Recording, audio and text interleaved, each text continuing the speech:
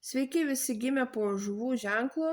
Pasižiūrėkime periodą nuo kovo 17 iki 23 dienos.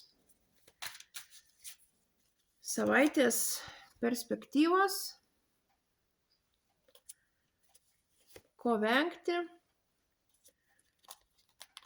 Ir patarimas jums. Savaitės perspektyvos.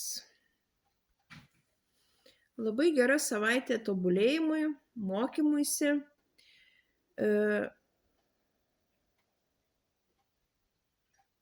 Tiesiog naujai pradžiai. Turit labai gerus pagrindus pradėti sėkmingai kažkokį tai naują projektą.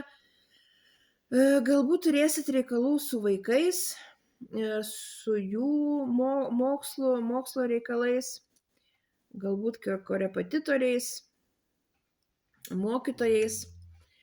Bet tiesiog yra labai geras pagrindas pradėti kažką naujo, kažką perspektyvaus ir judėti į priekį. Ko vengti? Venkite didelio kategoriškumo, nenoro nieko keisti, įsikabinimo į dabartinę situaciją, tokio perdėto griežtumo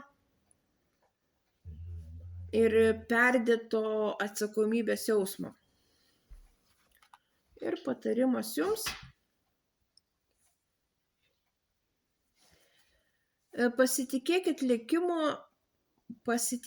likimo vedimu. Tiesiog šią savaitę viskas klostysis taip, kad jūs visą laiką atsirasit reikiamų laikų, reikiamoj vietoj. Jums tiesiog seksis, bet atsipalaiduokit ir leiskit likimui jūs vesti.